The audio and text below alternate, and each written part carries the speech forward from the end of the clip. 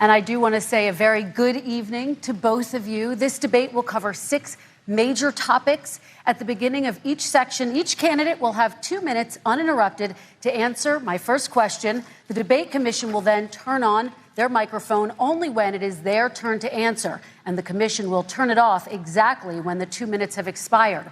After that, both microphones will remain on, but on behalf of the voters, I'm going to ask you to please speak one at a time. The goal is for you to hear each other and for the American people to hear every word of what you both have to say. And so with that, if you're ready, let's start. And we will begin with the fight against the coronavirus. President Trump, the first question is for you. The country is heading into a dangerous new phase. More than 40,000 Americans are in the hospital tonight with COVID, including record numbers here in Tennessee. And since the two of you last shared a stage, 16,000 Americans have died from COVID. So please be specific. How would you lead the country during this next stage of the coronavirus crisis? 2 minutes, uninterrupted. So, as you know, 2.2 million people modeled out were expected to die. We closed up the greatest economy in the world in order to fight this horrible disease that came from China. It's a worldwide pandemic. It's all over the world. You see the spikes in Europe and many other places right now. If you notice, the mortality rate is down 85%. The excess mortality rate is way down and much lower than almost any other country. And we're fighting it, and we're fighting it hard. There is a spike. There was a spike in Florida, and it's now gone. There was a very big spike in Texas. It's now gone. There was a very big spike in Arizona. It's now gone. And there are some spikes and surges in other places. They will soon be gone. We have a vaccine that's coming. It's ready. It's going to be announced within weeks, and it's going to be delivered. We have Operation Warp Speed, which is the military is going to distribute the vaccine. I can tell you from personal experience that I was in the hospital. I had it, and I got better. And I will tell you that I had something that they gave me, a therapeutic, I guess they would call it. Some people could say it was a cure. But I was in for a short period of time, and I got better very fast, or I wouldn't be here tonight. And now they say I'm immune. Whether it's 4 months or a lifetime, nobody's been able to say that, but I'm immune. More and more people are getting better. We have a problem that's a worldwide problem. This is a worldwide problem. But I've been congratulated by the heads of many countries on what we've been able to do. If you take a look at what we've done in terms of goggles and masks and gowns and everything else, and in particular ventilators. We're now making ventilators all over the world, thousands and thousands a month, distributing them all over the world. It will go away, and as I say, we're rounding the turn, we're rounding the corner. It's going away. Okay, former Vice President Biden, to you, how would you lead the country out of this crisis? You have 2 minutes uninterrupted. 220,000 Americans dead. If you hear nothing else I say tonight, hear this. Anyone who's responsible for not taking control, in fact, not saying I take no responsibility initially, anyone who's responsible for that many deaths should not remain as President of the United States of America. We're in a situation where there are 1,000 deaths a day now, 1,000 deaths a day, and there are over 70,000 new cases per day. Compared to what's going on in Europe, as the New England Medical Journal said, they're starting from a very low rate. We're starting from a very high rate. The expectation is we'll have another 200,000 Americans dead between now and the end of the year. If we just wore these masks, the president's own advisors have told him, we could save 100,000 lives. And we're in a circumstance where the president thus far and still has no plan, no comprehensive plan. What I would do is make sure we have everyone encouraged to wear a mask all the time. I would make sure we move in the direction of rapid testing, investing in rapid testing. I would make sure that we set up national standards as to how to open up schools and open up businesses so they can be safe and give them the wherewithal, the financial resources to be able to do that. We're in a situation now where the New England Medical Journal, one of the most serious journals in the whole world, said for the first time ever that the way this president has responded to this crisis has been absolutely tragic. And so, folks, I will take care of this. I will end this. I will make sure we have a plan. President Trump, I'd like to follow up with you in your comments. You talked about taking a therapeutic. I assume you're referencing Regeneron. You also said a vaccine will be coming within weeks. Yes. Is that a guarantee? No, it's not a guarantee, but it will be by the end of the year. But I think it has a good chance. There are two companies, I think, within a matter of weeks, and it will be distributed very quickly. Can you tell us which companies? Johnson & Johnson is doing very well. Moderna is doing very well. Pfizer is doing very well. And we have numerous others. Then we also have others that we're working on very closely with other countries, in particular Europe. Let me follow up with you, and because this is new information, you have said a vaccine is coming soon, within weeks now. Your own officials say it could take well into 2021 at the earliest for enough Americans to get vaccinated. And even then, they say the country will be wearing masks and distancing into 2022. Is your timeline realistic? No, I think my timeline is going to be more accurate. I don't know that they're counting on the military the way I do, but we have our generals lined up, one in particular that's the head of logistics. And this is a very easy distribution for him. He's ready to go as soon as we have the vaccine. And we expect to have 100 million vials. As soon as we have the vaccine, he's ready to go. Vice President Biden, your reaction, and just 40% of Americans say they would definitely agree to take a coronavirus vaccine if it was approved by the government. What steps would you take to give Americans confidence in a vaccine if it were approved? Make sure it's totally transparent. Have the scientists of the world see it, know it, look at it, go through all the processes. And by the way, this is the same fellow who told you this is going to end by Easter last time. This is the same fellow who told you that, don't worry, we're going to end this by the summer. We're about to go into a dark winter. And he has no clear plan, and there's no prospect that there's going to be a vaccine available for the majority of the American people before the middle of next year. President Trump, your reaction, he says you have no plan. I don't think we're going to have a dark winter at all. We're opening up our country. We've learned and studied and understand the disease, which we didn't at the beginning. When I closed and banned China from coming in heavily infected, and then ultimately Europe, but China was in January. Months later, he was saying I was xenophobic. I did it too soon. Now he's saying, oh, I should have, moved quicker. But he didn't move quicker. He was months behind me, many months behind me. And frankly, he ran the H1N1 swine flu, and it was a total disaster, far less lethal, but it was a total disaster. Had that had this kind of numbers, 700,000 people would be dead right now, but it was a far less lethal disease.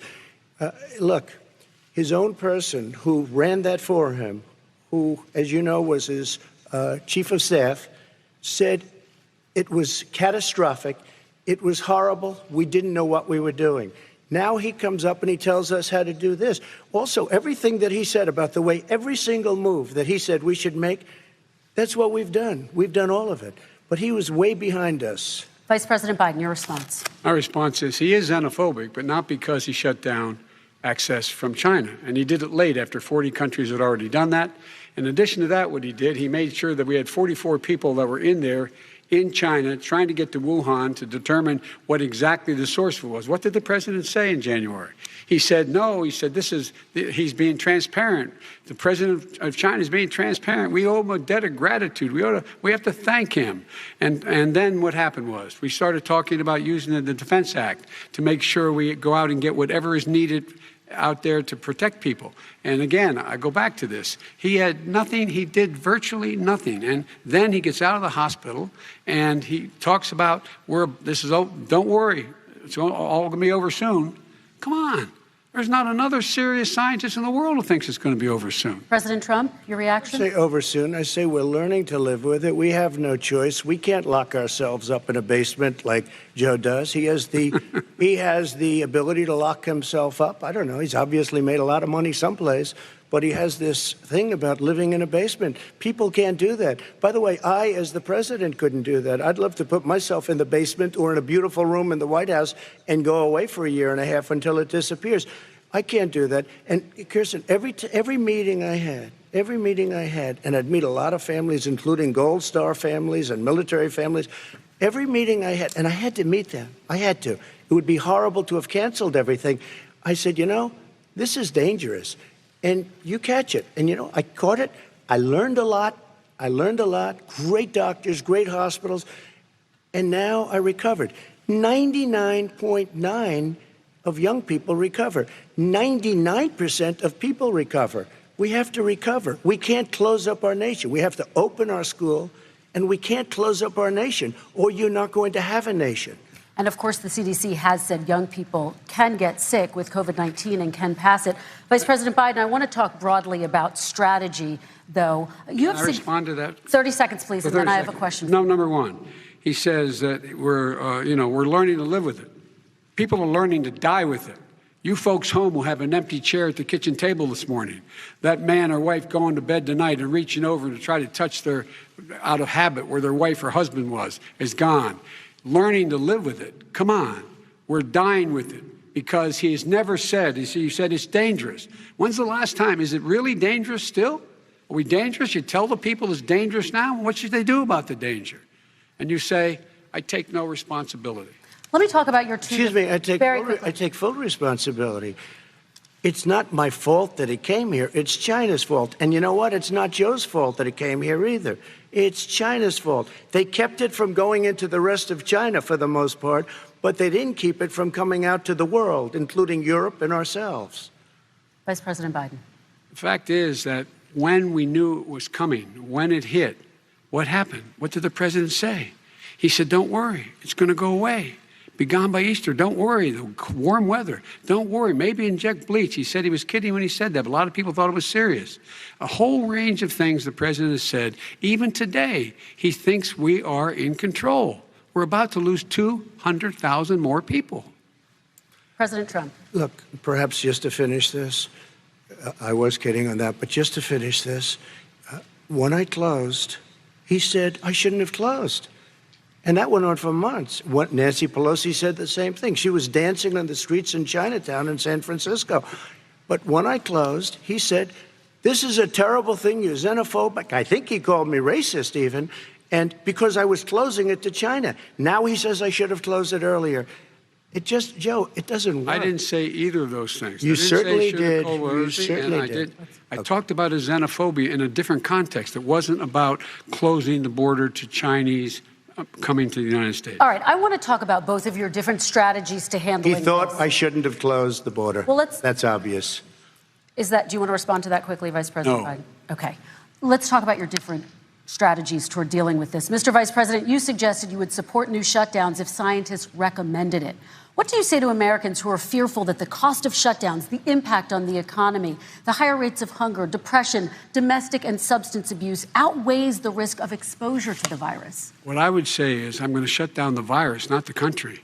It's his ineptitude that caused the country to have to shut down in large part. Why businesses have gone under, why schools are closed, why so many people have lost their living, and why they're concerned. Those other concerns are real. That's why he should have been, instead of in a sand trap in his golf course, he should have been negotiating with Nancy Pelosi and the rest of the Democrats and Republicans about what to do about the acts they were passing for billions of dollars to make sure people had the capacity. But you haven't ruled out more shutdowns. Well, no, I'm not shutting down the nation, but there are, look, you need standards. The standard is if you have a reproduction rate in a community that's above a certain level, everybody says, slow up, more social distancing, do not open bars and do not open gymnasiums, do not open until you get this under control, under more control. But when you do open, give the people the capacity to be able to open and have the capacity to do it safely. For example, schools. Schools, they need a lot of money to open. They need to deal with ventilation systems. They need to deal with smaller classes, more teachers, more pods. And he's refused to support that money, or at least up to now. Let's talk about schools. President Trump, I think we have to respond, if I might. Please, and then I have a follow-up. Thank you, and I appreciate that.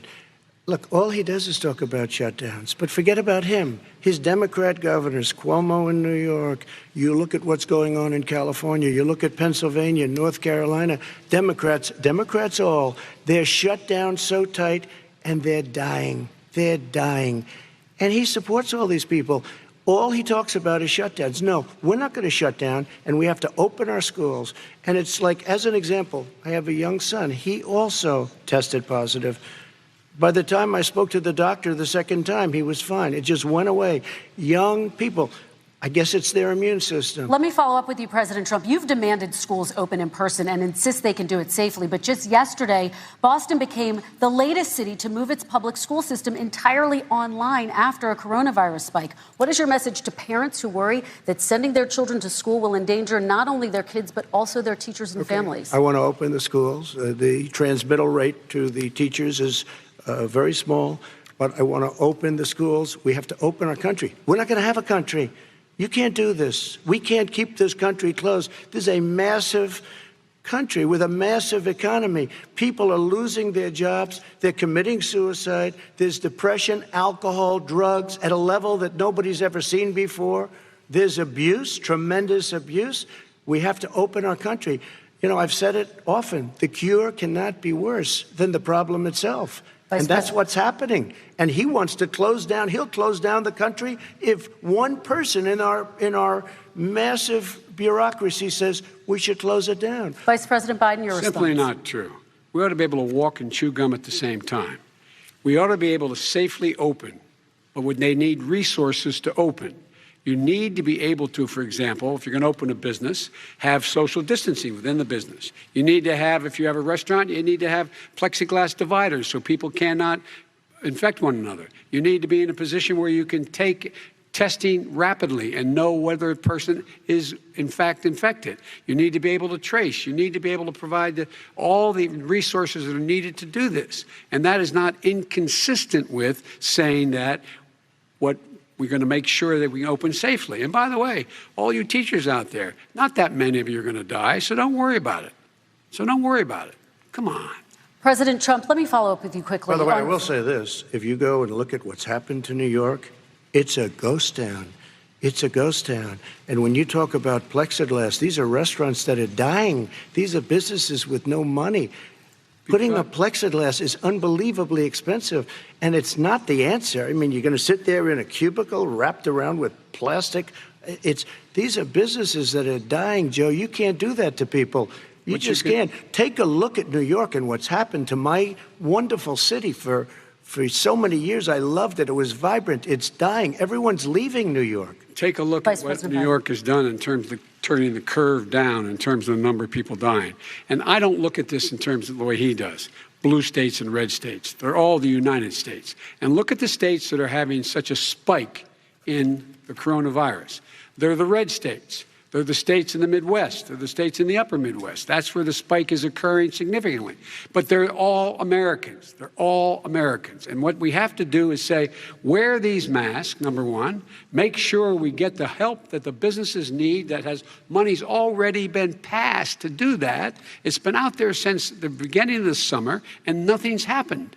President, New York has lost more than 40,000 people, 11,000 people in nursing homes. President Trump, what about... When you say spike, take a look at what's happening in Pennsylvania, where they've had it closed. Take a look at what's happening with your friend in Michigan, where her husband's the only one allowed to do anything. It's been like a prison.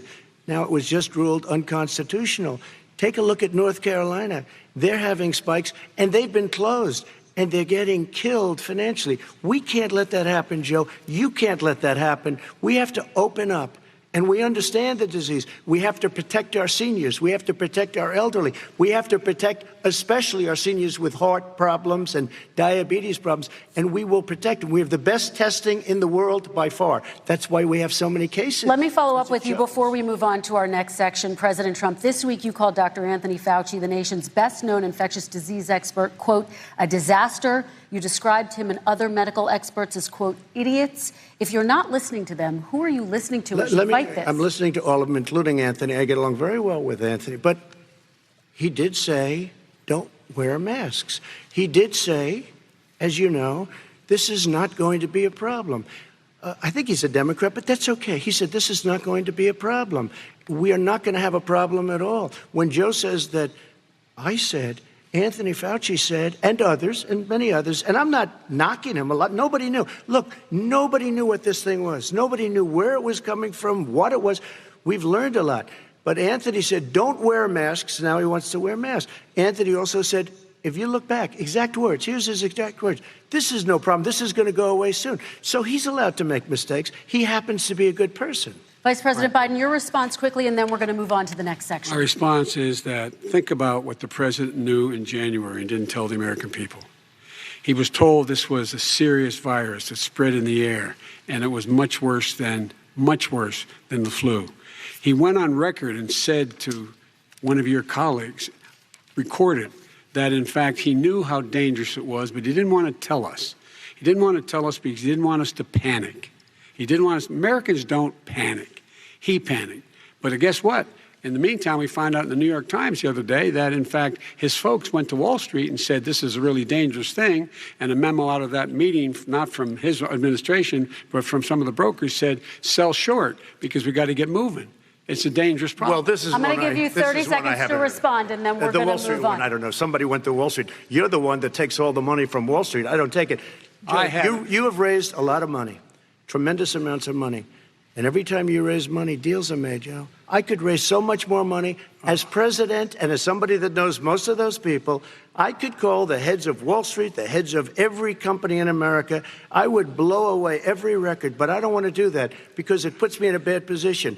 And then you bring up Wall Street. You shouldn't be bringing up Wall Street because you're the one that takes the money from Wall Street, not me. I could blow away your records that, like you wouldn't believe. We don't need money. We have plenty of money. In fact, we beat Hillary Clinton with a tiny fraction of the money that she was able to. All right, gentlemen, we're going to move on. Don't tell me about Wall Street. Average contribution 40. All right, we're going to move on to our next section, which is national security. And I do want to start with the security of our elections and some breaking news from overnight. Just last night, top intelligence officials confirmed again that both Russia and Iran are working to influence this election. Both countries have obtained U.S. voter registration information, these officials say, and Iran sent intimidating messages to Florida voters. This question goes to you, Mr. Vice President. What would you do to put an end to this threat? You have 2 minutes uninterrupted. I made it clear, and I ask everyone else to take the pledge. I made it clear that any country, no matter who it is, that interferes in American elections will pay a price. They will pay a price. And it's been overwhelmingly clear this election, I won't even get into the last one, this election, that Russia has been involved, China has been involved to some degree, and now we learn that Iran is involved. They will pay a price if I'm elected. They're interfering with American sovereignty. That's what's going on right now. They're interfering with American sovereignty. And to the best of my knowledge, I don't think the president said anything to Putin about it. I don't think he's talking to them a lot. I don't think he said a word. I don't know why he hadn't said a word to Putin about it. And I don't know what he has recently said, if anything, to the Iranians. My guess is he'd probably be more outspoken with regard to the Iranians. But the point is this, folks. We are in a situation where we have foreign countries trying to interfere in the outcome of our election. His own national security advisor told him that what is happening with his buddy, I will. His buddy, Rudy Giuliani, he's being used as a Russian pawn. He's being fed information that is Russian, that is not true. And then what happens? Nothing happens. And then you find out that everything that's going on here about Russia is wanting to make sure that I do not get elected the next president of the United States because they know I know them and they know me. I don't understand why this president is unwilling to take on Putin when he's actually paying bounties to kill American soldiers in Afghanistan, when he's engaged in activities that are trying to destabilize all of NATO. I don't know why he doesn't do it, but it's worth asking the question, why isn't that being done? Any country that interferes with us will, in fact, pay a price because they're affecting our sovereignty. President Trump, same question to you. Let me ask the question. You're going to have 2 minutes to respond. For 2 elections in a row now, there has been substantial interference from foreign adversaries. What would you do in your next term to put an end to this? 2 minutes uninterrupted. Well, let me respond to the first part, as Joe answered. Joe got $3.5 million from Russia, and it came through Putin because he was very friendly with the former mayor of Moscow, and it was the mayor of Moscow's wife. And you got $3.5 million. Your family got $3.5 million. And you know, someday you're going to have to explain, why did you get 3.5? I never got any money from Russia. I don't get money from Russia. Now, about your thing last night, I knew all about that. And through John Ratcliffe, who is fantastic, DNI, he said, the one thing that's common to both of them, they both want you to lose because there has been nobody tougher to Russia. Between the sanctions, nobody tougher than me on Russia. Between the sanctions, between all of what I've done with NATO, I've got the NATO countries to put up an extra $130 billion, going to $420 billion a year. That's to guard against Russia. I sold, while he was selling pillows and sheets, I sold tank busters to Ukraine. There has been nobody tougher on Russia than Donald Trump. And I'll tell you, they were so bad. They took over the submarine port. You remember that very well. During your term, during you and Barack Obama, they took over a big part of what should have been Ukraine. You handed it to them, but you were getting a lot of money from Russia. They were paying you a lot of money, and they probably still are. But now, with what came out today, it's even worse. All of the emails, the horrible emails of the kind of money that you were raking in, you and your family. And Joe, you were vice president when some of this was happening, and it should have never happened. And I think you owe an explanation to the American people. Why is it? Somebody just had a news conference a little while ago who was essentially supposed to work with you and your family, but what he said was damning. And regardless of me, I think you have to clean it up and talk to the American people. Maybe you can do it right now. Vice President Biden, you may respond. 30 seconds. And then I do want to follow up on the election security. I have not taken a penny from any foreign source ever in my life. We learned that this president paid 50 times the tax in China, has a secret bank account with China, does business in China, and in fact is talking about me taking money. I have not taken a single penny from any country whatsoever, ever. Number one. Number two, this is a president, I have released all of my tax returns, 22 years. Go look at them. 22 years of my tax return. You have not released a single solitary year of your tax return. What are you hiding? Why are you unwilling? The foreign countries are paying you a lot. Russia's paying you a lot. China's paying you a lot. And your hotels and all your businesses all around the country, all around the world. And China's building a new road to a new a golf course you have overseas. So what's going on here? Why don't release your tax return or stop talking about corruption? President Trump, your response. First of all, I called my accountants, underwrote it. I'm going to release them as soon as we can. I want to do it, and it'll show how successful, how great this company is. But much more importantly than that, people were saying $750. I asked them a week ago, I said, what did I pay? They said, sir, you prepaid tens of millions of dollars. I prepaid my tax. Tens over the last number of years. Tens of millions of dollars I prepaid because at some point they think it's an estimate. They think I may have to pay tax. So I already prepaid it. Nobody told me that. Did your accountant Nobody tell told you that. Excuse me. And it wasn't written whenever they write this. They keep talking about $750, which I think is a filing fee. But let me just tell you, I prepaid millions and millions of dollars in taxes.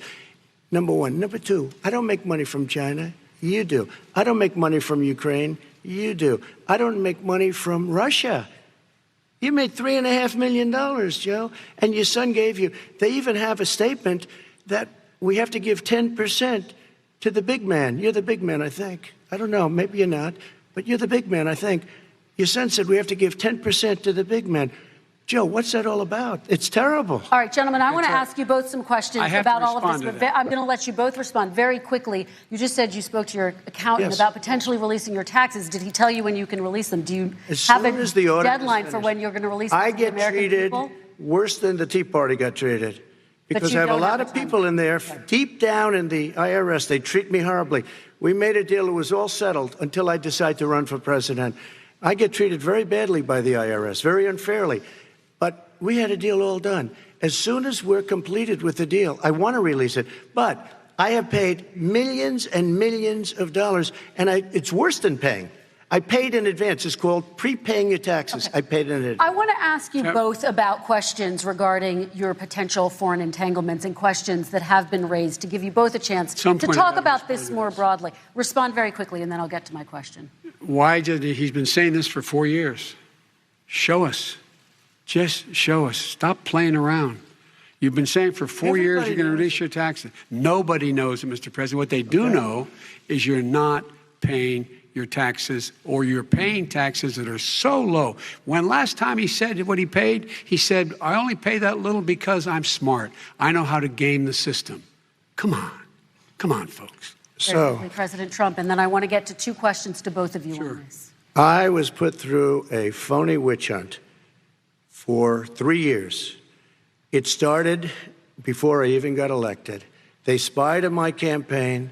No president should ever have to go through what I went through. Let me just say this. Mueller and 18 angry Democrats and FBI agents all over the place spent $48 million.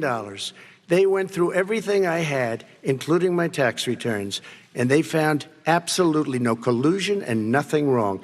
$48 million. I guarantee you, if I spent $1 million on you, Joe, I could find plenty wrong, because the kind of things that you've done and the kind of monies that your family has taken. I mean, your brother made money in Iraq. Millions of dollars. Your other brother made a fortune, and it's all through you, Joe. And they say you get some of it, and you do live very well. You have houses all over the place. You live very well. All right, gentlemen, let me just ask some questions about all of this broadly. Vice President Biden, there have been questions about the work your son has done in China and for a Ukrainian energy company when you were vice president. In retrospect, was anything about those relationships inappropriate or unethical? Nothing was unethical. Here's what the deal. With regard to Ukraine, we had this whole question about whether or not, because he was on the board, I later learned of a Burisma, a company, that somehow I had done something wrong. Yet every single solitary person, when he was going through his impeachment, testifying under oath who worked for him, said, I did my job impeccably. I carried out U.S. policy. Not one single solitary thing was out of line. Not a single thing, number one. Number two, the guy who got in trouble in Ukraine was this guy trying to bribe the Ukrainian government to say something negative about me, which they would not do and did not do, because it never, ever, ever happened. My son has not made money in terms of this thing about, what are you talking about, China. I have not had it. The only guy who made money from China is this guy. He's the only one. Nobody else has made money from China. President Trump, let me ask my question to you. But could I just one thing? Very quickly. His son didn't have a job for a long time, was sadly no longer in the military service. I won't get into that. And he didn't have a job. As soon as he became vice president, Burisma, not the best reputation in the world. I hear they paid him $183,000 a month. Listen to this. $183, and they gave him a $3 million upfront payment. All right. And he had no energy. I'm going to let the Vice President respond to that quickly, and then I need to get to a question to you. Very no quickly. Basis for that. Everybody investigated that. No one said anything he did was wrong in Ukraine. Okay, President Trump, this is for you. Since you took office, you've never divested from your business. You've personally promoted your properties abroad. A report this week, which was referenced, does indicate that your company has a bank account in China. So how can voters know that you don't have any foreign conflicts of interest? I have many bank accounts, and they're all listed, and they're all over the place. I mean, I was a businessman doing business. The bank account you're referring to, which is, everybody knows about it, it's listed. The bank account was in 2013. That's when it was. It was opened it was closed in 2015, I believe. And then I decided, because I was thinking about doing a deal in China like millions of other people. I was thinking about it, and I decided I'm not going to do it. Didn't like it. I decided not to do it. Had an account open, and I closed it. Okay. Excuse me. And then, unlike him, where he's vice president and he does business, I then decided to run for president after that. That was before. So I closed it before I even ran for president, let alone became president. Big difference. He is the vice president of the United States, and his son, his brother, and his other brother are getting rich. They're like a vacuum cleaner. They're sucking up money every President Trump, place thank he you. goes. We do need to move on. I do want to ask you, Vice President Biden, about China. Let's talk about China more broadly. There have, of course, President Trump has said that they should pay for not being fully transparent in regards to the coronavirus. If you were president, would you make China pay? And please be specific. What would that look like? What I'd make China do is play by the international rules, not like he has done. He has caused the deficit of China to go up, not down, with China, up, not down. We are making sure that in order to do business in China, you have to give all your intellectual property. You have to have a partner in China. It's 51%. We would not do that at all, number one. Number two, we're in a situation where China would have to play by the rules internationally as well. When I met with Xi When I was still vice president, he said we're setting up air identification zones in the South China Sea. You can't fly through them. I said we're going to fly through them. We just flew B-52, B-1 bombers through it. We're not going to pay attention. They have to play by the rules. And what's he do? He embraces guys like the thugs like in North Korea and the Chinese president and Putin and others, and he pokes his finger in the eye of all of our friends, all of our allies. We make up we're 25% of the world's economy. We need to be having the rest of our friends with us saying to China, these are the rules. You play by them or you're going to pay the price for not paying by them economically. That's the way I will run it. And that's what we did in upholding steel tariffs and a range of other things when we were president and vice president. All right, let's talk about North Korea. Excuse me, no, I have to respond to that. Okay. Very quickly, and then we're going to move on to North Korea. With $1.5 billion from China to manage after spending 10 minutes in office and being in Air Force Two, number one. Number two, there's a very strong email talking about your family wanting to make $10 million a year for introductions. President Trump, on China policy, though, what specifically are you going to do? What specifically are you going to do to make China pay? You've said you're going to make them pay. China is paying. They're paying billions and billions of dollars. I just gave $28 billion. New sanctions? I just gave $28 billion to our farmers. Taxpayers' money. It's what? Taxpayers' money. Didn't come from China. You know who the taxpayer is? It's called China. China paid $28 billion, and you know what they did to pay it, Joe? They devalued their currency, and they also paid up. And you know who got the money? Our farmers, our great farmers, because they were targeted. You never charged them anything. Also, I charged them 25% on dumped steel because they were killing our steel industry. We were not going to have a steel industry. Okay. And now we have a steel industry. Okay, Vice President Biden, your response, please. My response is, look, this isn't about, there's a reason why he's bringing up all this malarkey. There's a reason for it. He doesn't want to talk about the substantive issues. It's not about his family and my family. It's about your family. And your family's hurting badly. If you're making less than, if you're a middle-class family, you're getting hurt badly right now. You're sitting at the kitchen table this morning deciding, well, we can't get new tires, they're bald because we have to wait another month or so. Or are we going to be able to pay the mortgage? Or who's going to tell her she can't go back to community college? They're the decisions you're making in the middle-class families like I grew up in Scranton and Claymont. They're in trouble. We should be talking about your families, but that's the last thing he wants to talk about. I want to talk about North Korea. Excuse me, I do want to turn to please. 10 seconds, Mr. President. That's 10 a seconds. typical political statement. Let's get off this China thing, and then he looks, the family, around the table, everything. Just a typical politician when I see that. Let's talk about North North Korea. I'm not a typical Korea. politician. Okay, that's why I got elected. Let's get off the subject of China. Let's talk around sitting around the table. All right. Come on, Joe, you can do better. We're going to talk about North Korea now. President Trump, you've met with North Korean leader Kim Jong-un 3 times. You've talked about your beautiful letters with him. You've touted the fact that there hasn't been a war or a long-range missile test. And yet North Korea recently rolled out its biggest ever intercontinental ballistic missile and continues to develop its nuclear arsenal. Do you see that as a betrayal of the relationship you forged? Just 30 seconds here because we need to get on to the next So when I met with Barack Obama, we sat in the White House right at the beginning, had a great conversation. It was supposed to be 15 minutes, and it was well over an hour. He said the biggest problem we have with North Korea. He indicated we will be in a war with North Korea. Guess what? It would be a nuclear war, and he does have plenty of nuclear capability. In the meantime, I have a very good relationship with him. Different kind of a guy, but he probably thinks the same thing about me. We have a different kind of a relationship. We have a very good relationship, and there's no war.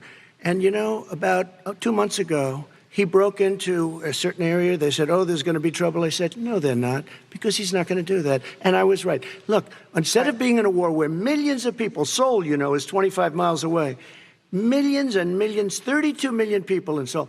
Millions of people would be dead right now. President we Trump, don't have that's a war, 30 and seconds. I have a good Thank relationship. you. Vice President Biden, to you, North Korea conducted 4 nuclear tests under the Obama administration. Why do you think you would be able to rein in this persistent threat Because I'd make it clear, which we were making clear to China, they had to be part of the deal, because here's I made it clear, and as a spokesperson of the administration when I went to China, that they said, why are you moving your missile defense up so close? Why are you moving more forces here? Why are you continuing to do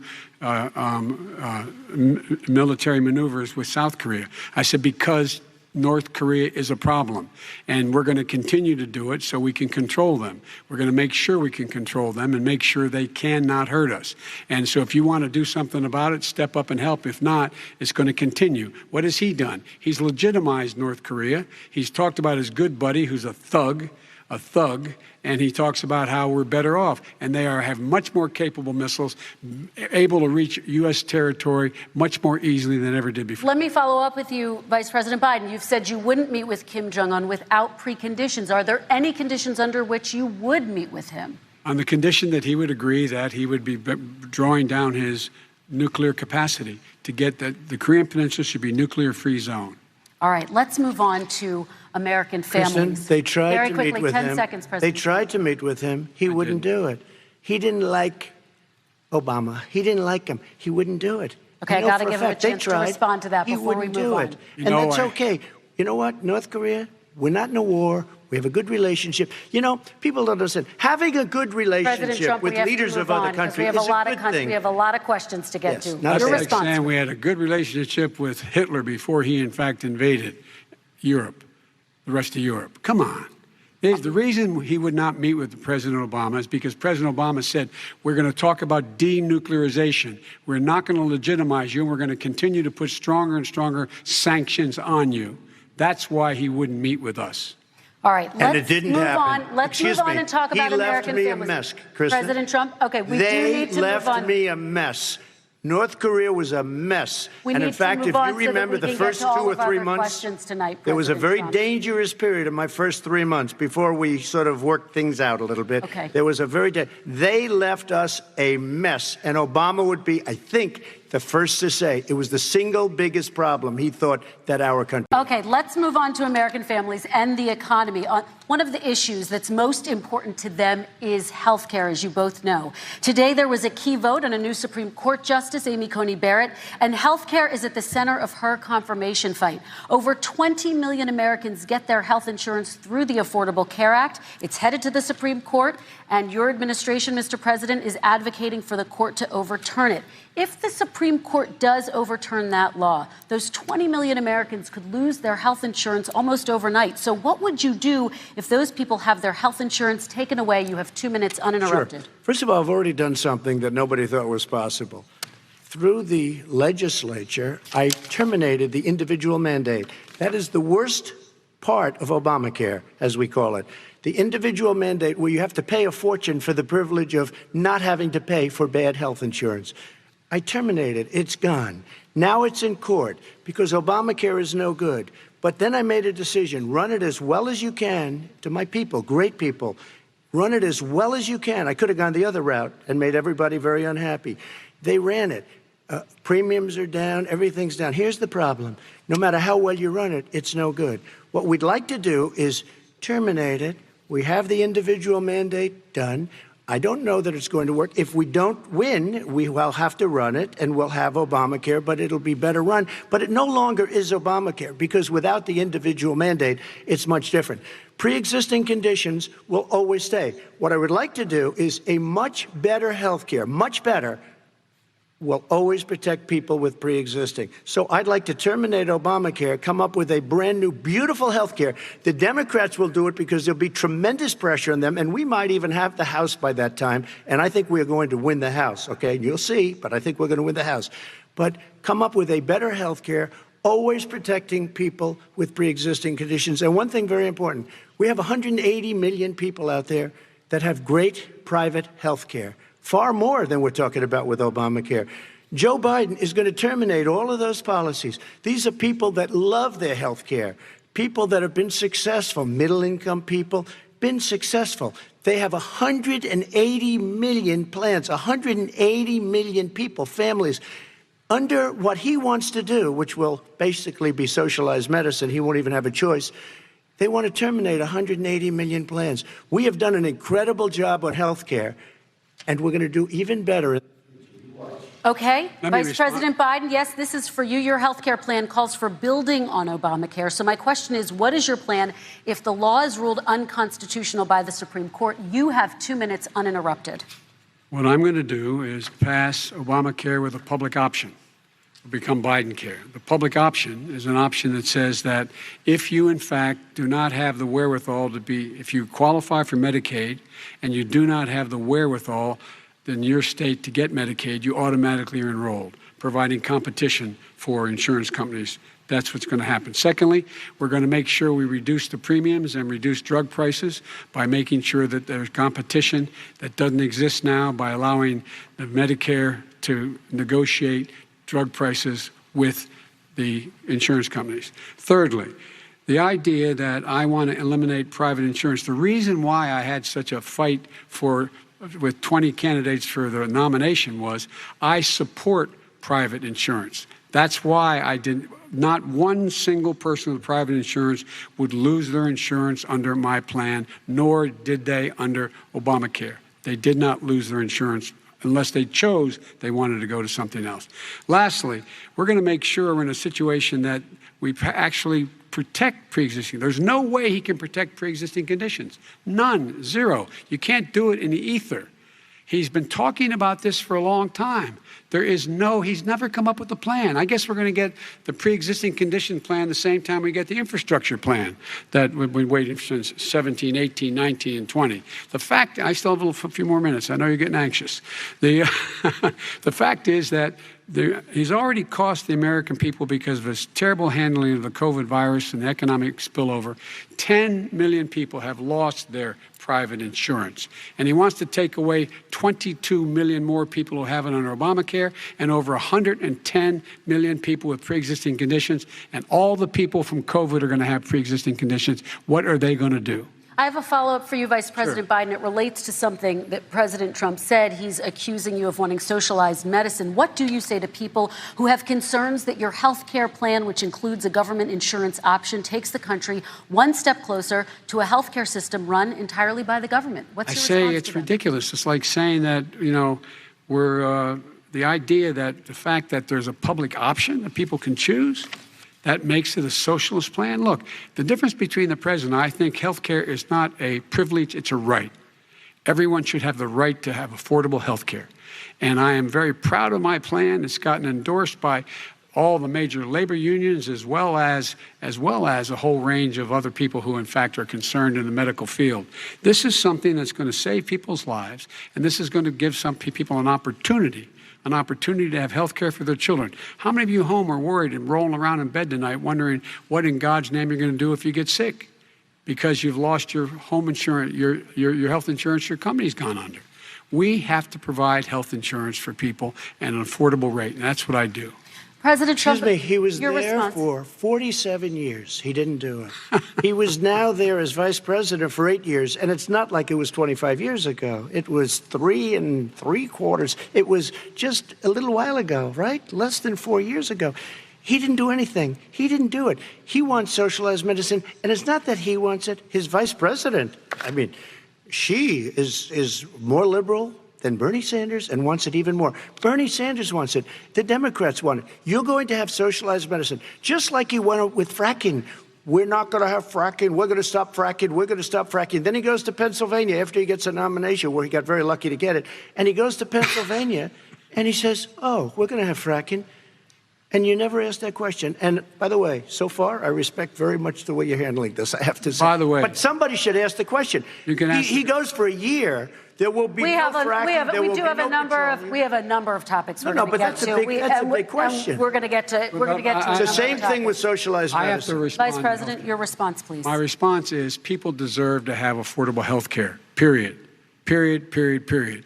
And the Biden care proposal will, in fact, provide for that affordable health care, lower premiums. What we're going to do is going to cost some money. It's going to cost over $750 billion over 10 years to do it.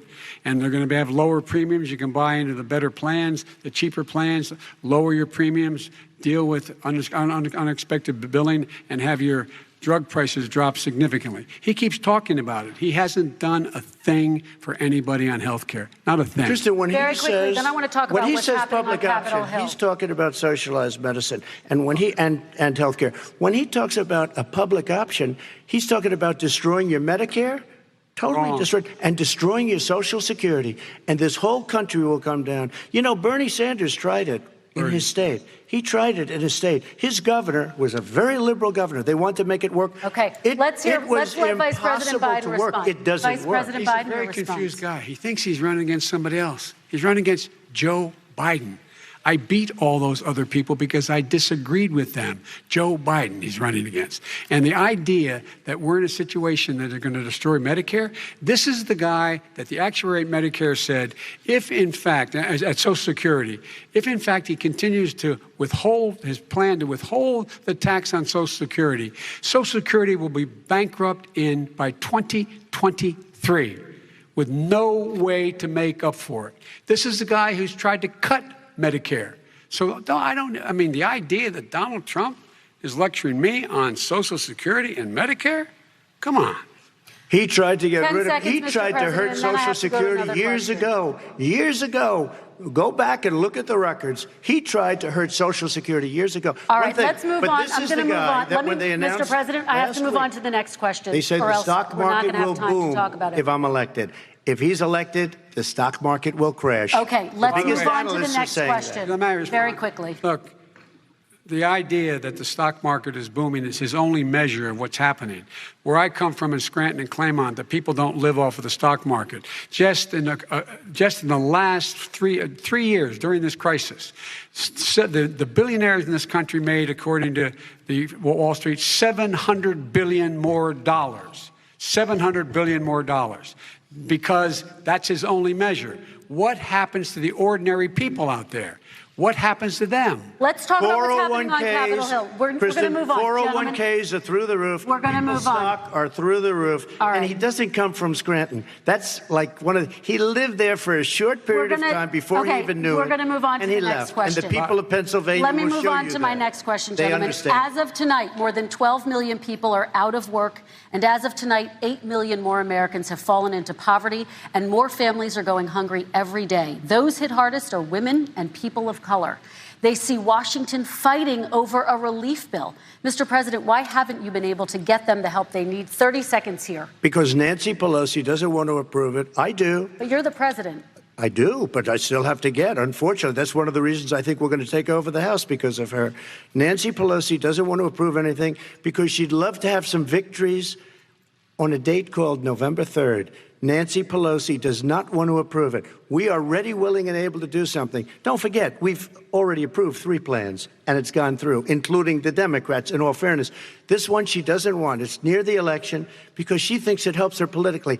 I think it hurts her politically. All right, Mr. Vice President. The Republican leader in the United States Senate said he can't pass it.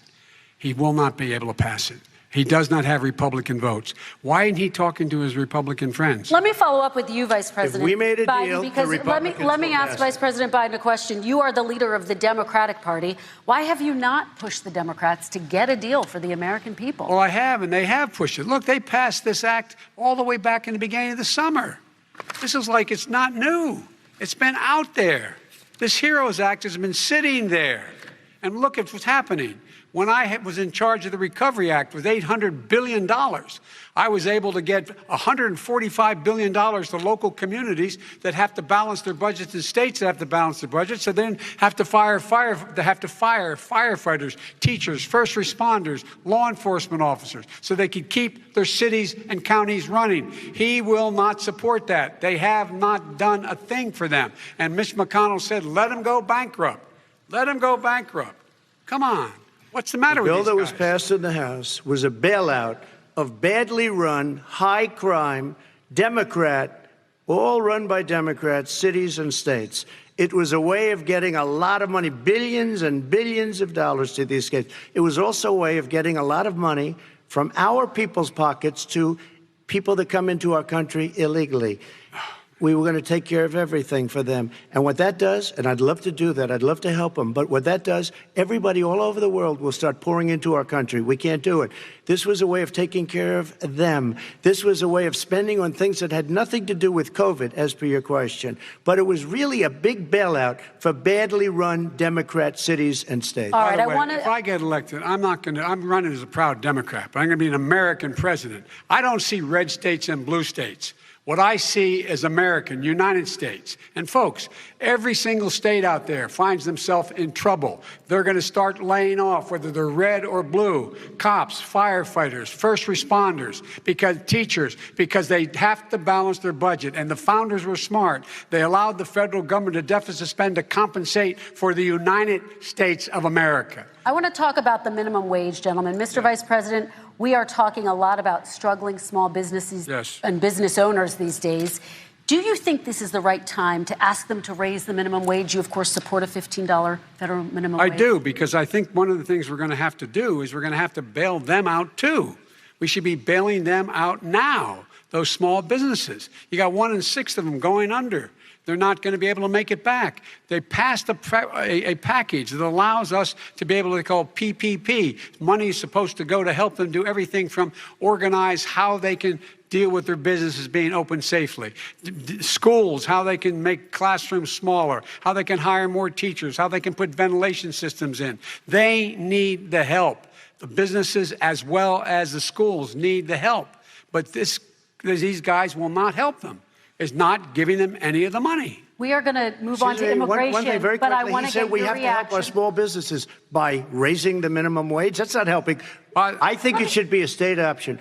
Alabama is different than New York. New York is different from Vermont. Every state is different. It should be a state option. You said very recently. We have to help. It's very important. We have to help our small businesses. How are you helping your small businesses when you're forcing wages? What's going to happen, and what's been proven to happen, is when you do that, these small businesses fire many of their employees. You said very recently you would consider raising the federal minimum wage to $15 an hour. You said recently you would consider raising the federal minimum wage to $15 an hour. Is that still the case? And I would consider it to an extent, but what I really like, in a second administration, but not to a level that's going to put all these businesses out of business. It should be a state option. Look, I've lived in different places. I know different places. They're all different. Some places, $15 is not so bad. In other places, other states, $15 would be Okay, President ruinous. Trump, thank you. Quick response, Vice President Biden. 2 jobs, 1 job, be below poverty. People are making $6, $7, $8 an hour. These first responders, we all clap for as they come down the street because they've allowed us to make it. What's happening? They deserve a minimum wage of $15. Anything below that puts you below the poverty level. And there is no evidence that when you raise the minimum wage, businesses go out of business. That is simply not true. We're going to talk about immigration. We're going to talk about immigration now, gentlemen, and we're going to talk about families within this context. Mr. President, your administration separated children from their parents at the border, at least 4,000 kids. You've since reversed your zero-tolerance policy, but the United States can't locate the parents of more than 500 children. So how will these families ever be reunited? Children are brought here by coyotes and lots of bad people, cartels, and they're brought here, and they used to use them to get into our country. We now have as strong a border as we've ever had. We're over 400 miles of brand new wall. You see the numbers, and we let people in, but they have to come in legally, and they come in through merit. But how will you reunite these kids with their families, let me just tell you, Mr. President? They built cages. You know, they used to say, I built the cages, and then they had a picture in a certain newspaper, and it was a picture of these horrible cages, and they said, look at these cages. President Trump built them, and then it was determined they were built in 2014. That was him. Do you have a plan to reunite the kids? Yes, we're working on it we're trying very hard. But a lot of these kids come out without the parents. They come over through cartels and through coyotes and through gangs. Vice President Biden, let me bring you into this conversation. Quick response and then another question to you. These 500 plus kids came with parents. They separated them at the border to make it a disincentive to come to begin with. Real tough. We're really strong. And guess what? They cannot, it's not coyotes didn't bring them over. Their parents were with them. They got separated from their parents. And it makes us a laughing stock and violates every notion of who we are as a nation. Let me ask you a follow-up question. Kristen, they did it. We changed the policy. Your response to that? They did it. We changed. Did not. They built the cages. Who built the cages, Joe? Let's talk about what we're talking about. Who built the cages, Joe? Let's talk about what we're talking about. What happened? Parents were ripped, their kids were ripped from their arms and separated. And now they cannot find over 500 sets of those parents, and those kids are alone. Nowhere to go. Nowhere to go. It's criminal. It's criminal. Let me ask Kristen, you about I will say this. They went down, we brought reporters, everything. They are so well taken care of. They're in facilities that were so clean. But some of them haven't been reunited with But just ask one question. Who built the cages? I'd love you to ask him that. Who built the cages? Let me ask about your immigration policy, Mr. Vice President. The Obama administration did fail to deliver immigration reform, which had been a key promise during the administration. It also presided over record deportations as well as family detentions at the border before changing course. So why should voters trust you with an immigration overhaul now? Because it made a mistake. It took too long to get it right. It took too long to get it right. I'll be president of the United States, not vice president of the United States. And the fact is, I've made it very clear. Within 100 days, I'm going to send to the United States Congress a pathway to citizenship for over 11 million undocumented people. And all of those so-called dreamers, those DACA kids, they're going to be immediately certified again to be able to stay in this country and put on a path to citizenship. The idea that they are being sent home by this guy, and they want to do that, is they've gone to a country they've never seen before. I can imagine you're 5 years old, your parents are taking you across the Rio Grande River, and it's illegal. And you say, oh, no, Mom, leave me here. I'm not going to go with you. They've been here. Many of them are model citizens. Over 20,000 of them are first responders out there taking care of people during this crisis. We owe them. We owe them. Kristen, he had 8 years to do what he said he was going to do. And I've changed without having a specific. We got rid of catch and release. We got rid of a lot of horrible things that they put in and that they lived with. But he had 8 years he was vice president. He did nothing except build cages to keep children in. Vice President Biden, your response. The catch and release, you know what he's talking about there? If, in fact, you had a family came across and they were arrested, they, in fact, were given a date to show up for their hearing. They were released. And guess what? They showed up for a hearing. And this is the first president in the history of the United States of America that anybody seeking asylum has to do it in another country. That's never happened before in America. That's never happened before in America. You come to the United States and you make your case that I seek asylum based on the following premise, why I deserve it under American law. They're sitting in squalor on the other side of the river. President Trump, your response, so 30 important. seconds, and then we'll move on. It just shows that he has no understanding of immigration or the laws. Catch and release is a disaster. A murderer would come in, a rapist would come in, a very bad person would come in. We would take their name. We have to release them into our country. And then you say they come back. Less than 1% of the people come back. We have to send ICE out and Border Patrol out to find them. We would say, come back in 2 years, 3 years. We're going to give you a court case. You need Perry Mason. We're going to give you a court case. When you say they come back, they don't come back, Joe. They never come back. Only the really, I hate to say this, but those with the lowest IQ, they might come back. Okay, President Trump, let's give Vice President Biden a chance to respond, and then we're going to move on to the next section. You don't know the law, Joe. Vice President Biden, your response. Know the law, what he's telling you is simply not true. Well, check it out. They don't come back. Check it out. All right, let's move on. But we don't have to worry about it because they terminated it, so we don't have to worry about it. Let's move on to the next and you have section. 525 kids not knowing where in God's name they're going to be and lost their parents. Go ahead. All right. Let's talk about our next section, which is race in America. And I want to talk about the way Black and brown Americans experience race in this country. Part of that experience is something called the talk. It happens regardless of class and income. Parents who feel they have no choice but to prepare their children for the chance that they could be targeted, including by the police, for no reason other than the color of their skin. Mr. Vice President, in the next 2 minutes, I want you to speak directly to these families. Do you understand why these parents fear for their children? I do. I do. You know, my daughter is a social worker, and she's written a lot about this. She has a graduate degree from the University of Pennsylvania in social work. And, you know, one of the reasons why I ended up working on the east side of Wilmington, Delaware, which is 90% African-American, was to learn more about what was going on. I never had to tell my daughter, if she's pulled over make sure she puts, for a traffic stop, put both hands on top of the wheel and don't reach for the glove box because someone may shoot you. But a black parent, no matter how wealthy or how poor they are, has to teach their child when you're walking down the street, don't have a hoodie on when you go across the street. Making sure that you, in fact, if you get pulled over, just yes, sir, no, sir, hands on top of the wheel, because you are, in fact, the victim, whether you're a person making child of a $300,000 a year person or someone who's on food stamps. The fact of the matter is there is institutional racism in America. And we have always said, we've never lived up to it, that we hold these truths to be self-evident. All men and women are created equal. Well, guess what?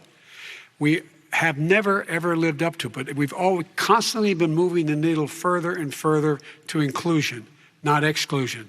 This is the first president to come along and says, that's the end of that. We're not going to do that anymore.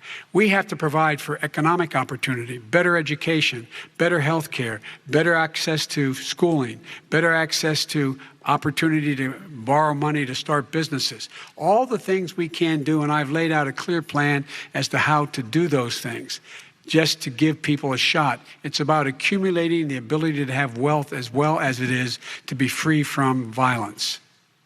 President Trump, same question to you, and let me remind you of the question. I would like you to speak directly to these families. Do you understand why these parents fear for their children? Yes, I do.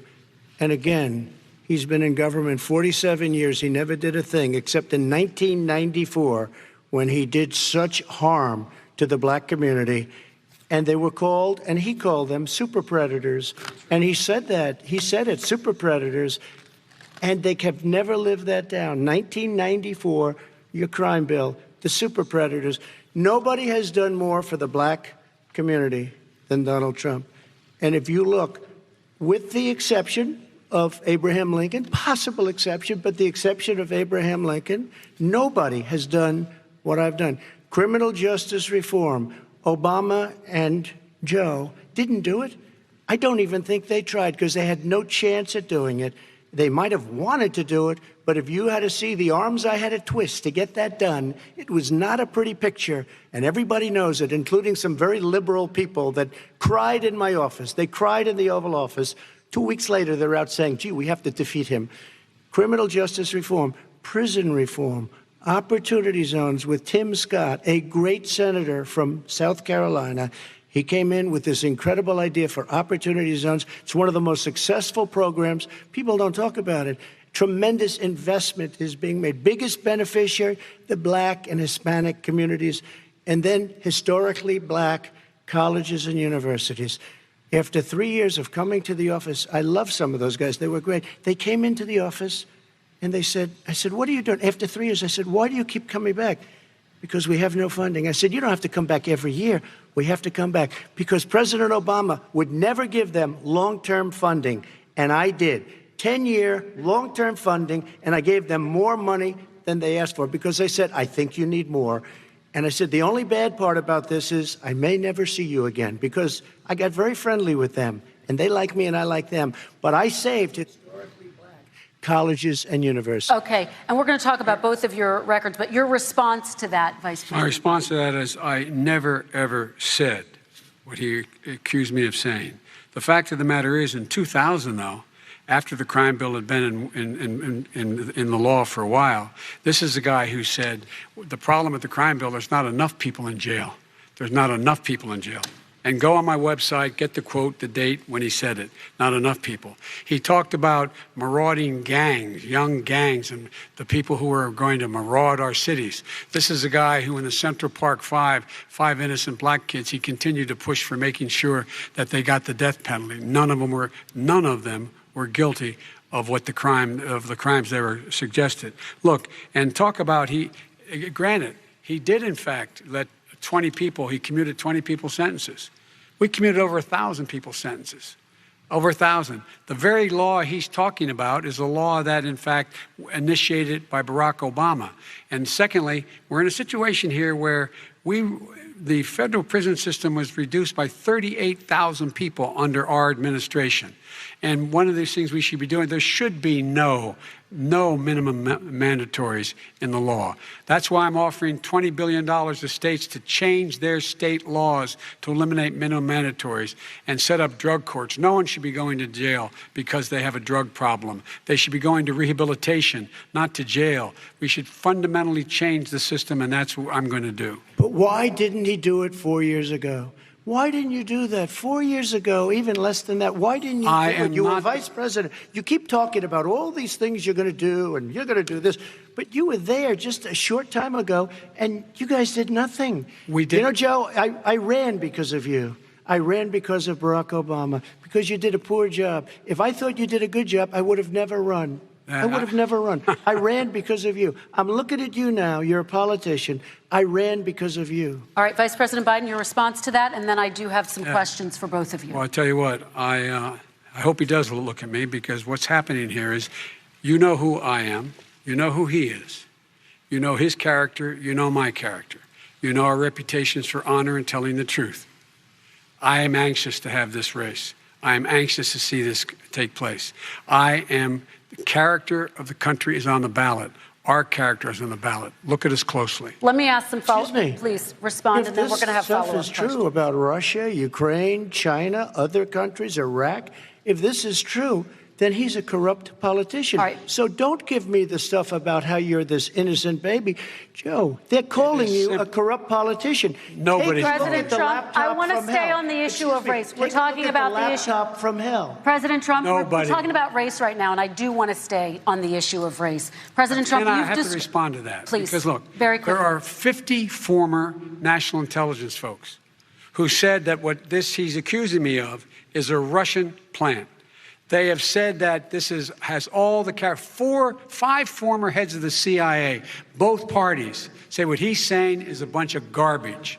Nobody believes it except his and his good friend Rudy Giuliani. You mean the laptop is now another Russia hoax? That's exactly what. Is this where you're exactly going? what. This is where he's going. The laptop is Russia, Gentlemen, Russia. I want to stay on the issue of race. You have to be kidding. Here we go again with Russia. We're going to continue on the issue of race. Mr. President, you've described the Black Lives Matter movement as a symbol of hate.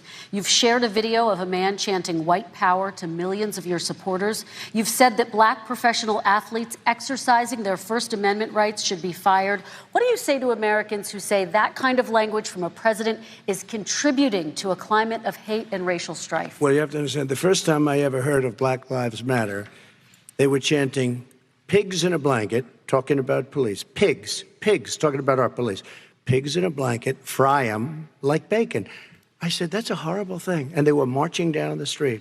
And that was my first glimpse of Black Lives Matter. I thought it was a terrible thing. As far as my relationships with all people, I think I have great relationships with all people. I am the least racist person in this room. But what do you say to Americans who are concerned by that rhetoric? I don't know. I don't know what to say. I got criminal justice reform done and prison reform and opportunity zones. I took care of black colleges and universities. I don't know what to say. They can say anything. They can say anything. It makes me sad because I am the least racist person. I can't even see the audience because it's so dark. But I don't care who's in the audience. I'm the least racist person in this room. Okay. Vice President Biden, let me ask you very quickly, and then I have a follow-up question for you. Abraham Lincoln here is one of the most racist presidents we've had in modern history. He pours fuel on every single racist fire. Every single one. He started off his campaign coming down the escalator saying he's going to get rid of those Mexican rapists. He's banned Muslims because they're Muslims. He has moved around and made everything worse across the board. He says about the poor boys, last time we were on stage here, he said, I told them to stand down and stand ready. Come on. This guy is a dog whistle about as big as a foghorn. President Trump, I'm going to give you 10 seconds to respond, and then I have a follow-up. He made a reference to Abraham Lincoln. Where did that come in? You said you're Abraham Lincoln. No, where did that? No. You said, I said not since Abraham Lincoln has anybody done what I've done for the black community. And I'm saying, I didn't say I'm Abraham Lincoln. I said not since Abraham Lincoln has anybody done what I've done for the black community. Now, you have done nothing other than the crime bill, which put Oh, God. Tens of thousands of black men, mostly in jail. All right, let me and you know what? let me they ask remember Vice it President because if you Biden look a at what's question. happening with the voting right now, Let me ask they Vice remember President that Biden you treated them about very, very badly. Just take a look at what's happening out there. Vice President Biden, let me give you a chance to respond within this context. Crime bills that you supported in the 80s and 90s contributed to the incarceration of tens of thousands of young black men who had small amounts of drugs in their possession. They are sons, they are brothers, they're fathers, they're uncles, whose families are still to this day, some of them suffering the consequences. So speak to those families. Why should they vote for you? One of the things is that in the 80s, we passed 100%, all 100 senators voted for it, a bill on drugs and how to deal with drugs. It was a mistake.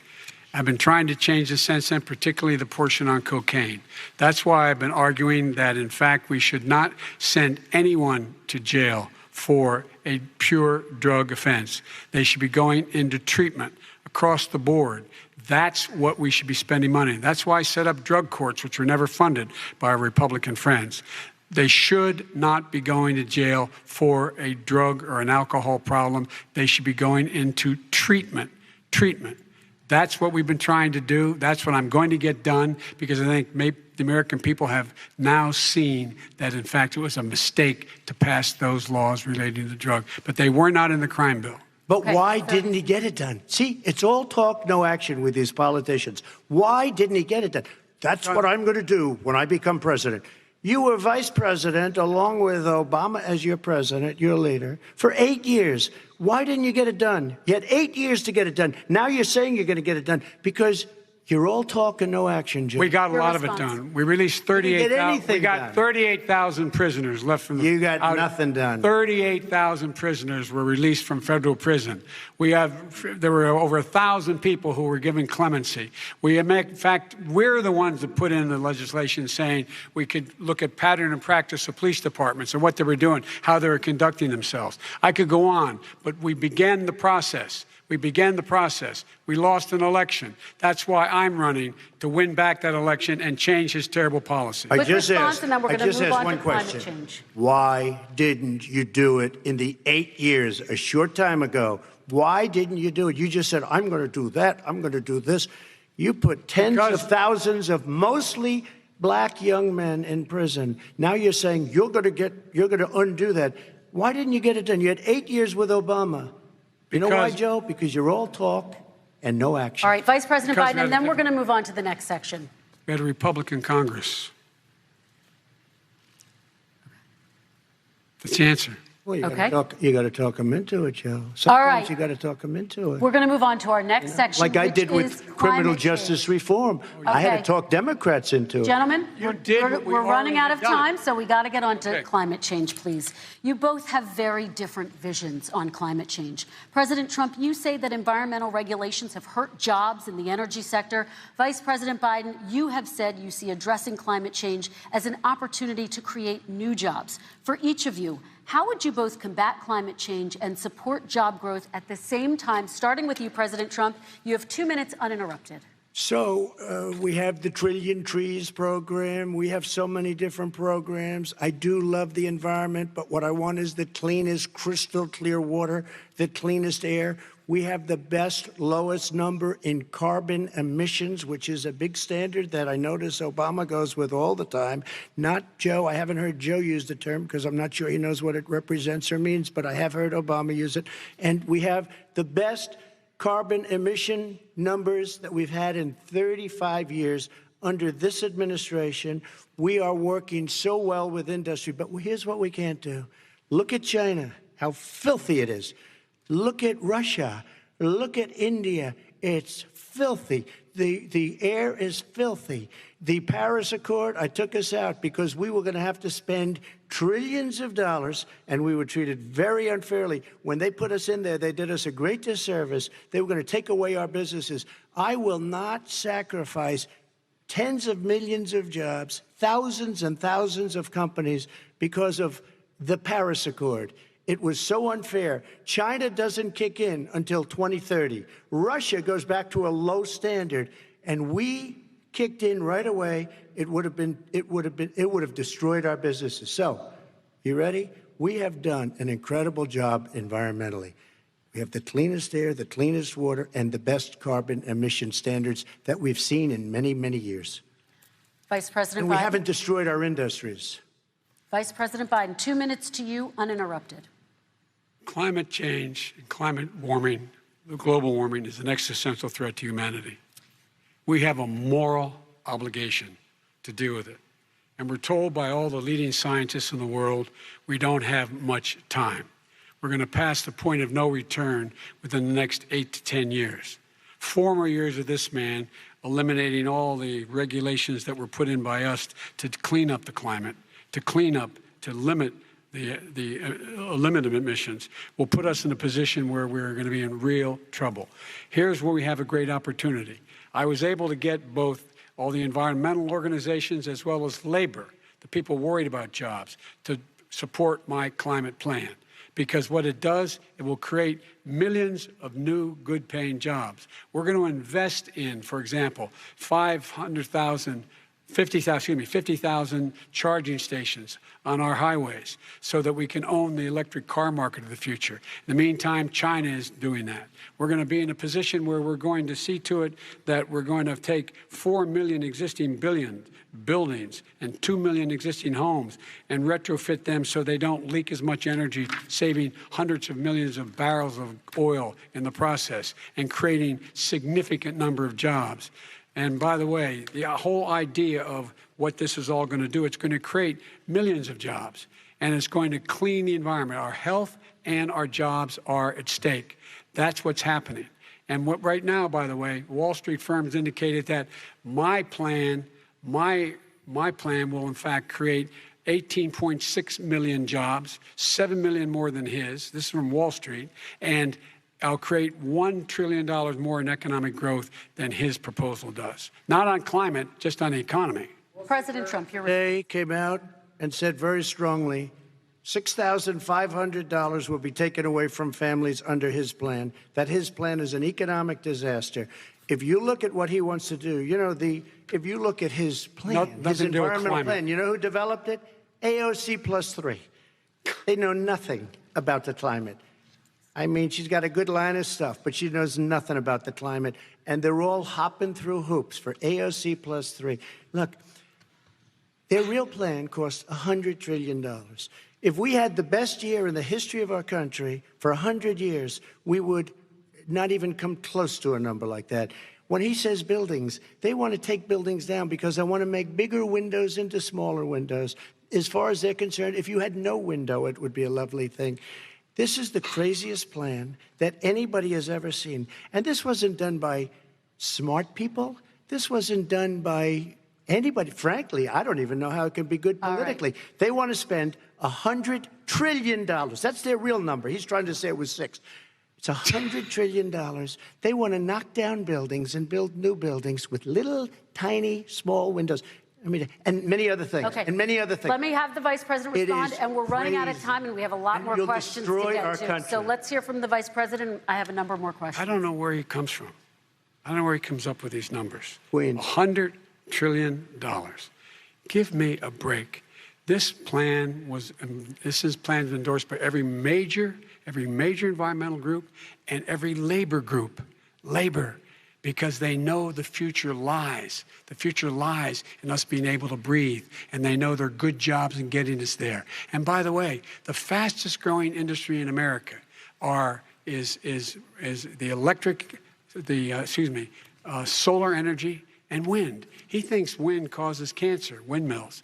It's the fastest growing jobs, and they pay good prevailing wages, $45, $50 an hour.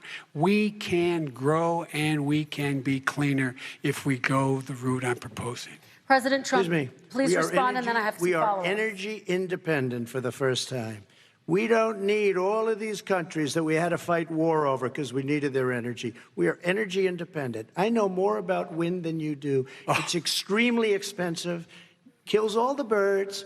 It's very intermittent. It's got a lot of problems, and they happen to make the windmills in both Germany and China. And the fumes coming up, if you're a believer in carbon emission, the fumes coming up to make these massive windmills is more than anything that we're talking about with natural gas, which is very clean. One other thing. Find me a scientist solar. said that. I love solar, but solar doesn't quite have it yet.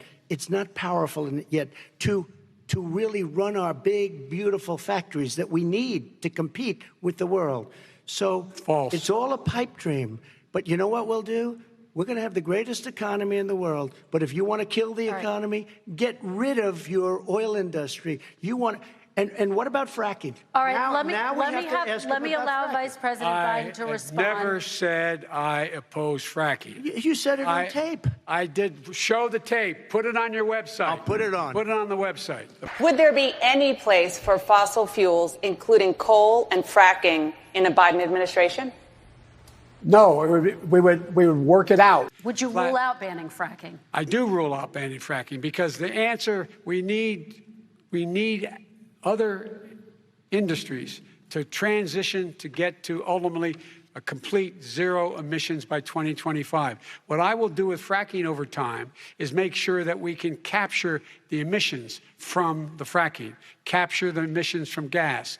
We can do that, and we can do that by investing money in doing it. But it's a transition to that. I have one more question in this pod, and then we have. He was against fracking. He said it. I will show that to you tomorrow. I am against fracking. Until he got the nomination, went to Pennsylvania, then he said, but you know what, Pennsylvania? He'll be against it very soon because his party is totally against it. Fracking on federal land, I said. No fracking or oil on federal land. Let me ask this final question in this section, and then I want to move on to our final section.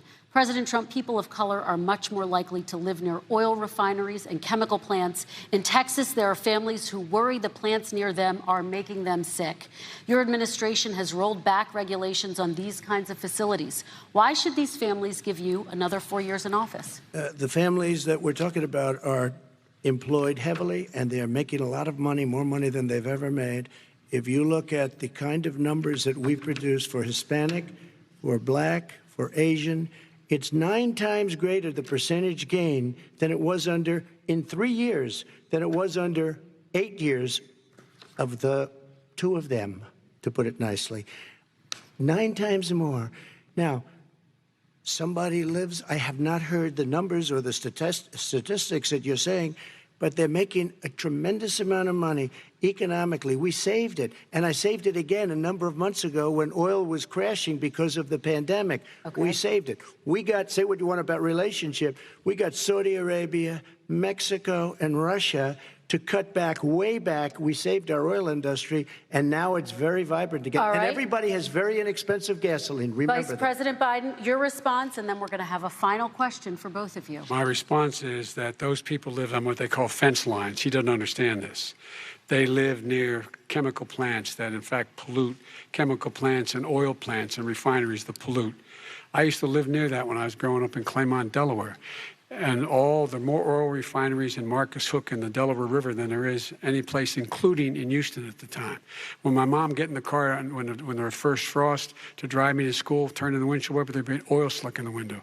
That's why so many people in my state were dying and getting cancer. The fact is, those frontline communities, it doesn't matter what you're paying them. It matters how you keep them safe. What do? And you impose restrictions on the pollutants coming out of those fence line communities. Okay, I have one final question. Would he close down the oil industry? It falls. Would you close down the oil industry? By the way, I would transition from the oil industry, yes. Oh, I will that's transition. a big statement. It is a big statement. That's a because big statement. I would stop. Why would you do that? Because the oil industry pollutes significantly. Oh, I see. And here's the deal. But that's you a can't big do statement. That. Well, if you let me finish the statement, because it has to be replaced by renewable energy over time. And I'd stop giving to the oil industry, I'd stop giving them federal subsidies. He won't give federal subsidies to the gas, to solar and wind. Yeah. Why are we giving it to oil industry? We actually do give it to solar and wind. We and have that's one maybe the final biggest question. statement in terms of business. That's the biggest statement. Okay. Because We have basically one what he's final saying question, is he is Mr. going to President. destroy the oil industry. Will you remember that, Texas? Will you remember that, Pennsylvania, Oklahoma? Vice President Biden, let me give you 10 seconds to respond, and then Ohio? I have to get to the final question. Vice President Biden. He takes everything out of context, but the point is, look, we have to move toward a net zero emissions. The first place to do that by the year 2035 is in energy production, by 2050 totally. All right. One Is he final going to get question China both to do of it? you. No, we're finished with Is this. he We have going to to get move on China to to our do it? final question. We No, have to I'm move going on to to our final rejoin Paris question. Accord and make China abide by what they agreed to. All right, That'll this cost you is $1 about trillion. leadership, gentlemen. And this first question does go to you, President Trump. Imagine this is your inauguration day. What will you say in your address to Americans who did not vote for you? You'll each have 1 minute, starting with you, Mr. We have to make our country totally successful as it was prior to the plague coming in from China. Now we're rebuilding it, and we're doing record numbers, 11.4 million jobs in a short period of time, et cetera. But I will tell you, go back. Before the plague came in, just before, I was getting calls from people that were not normally people that would call me.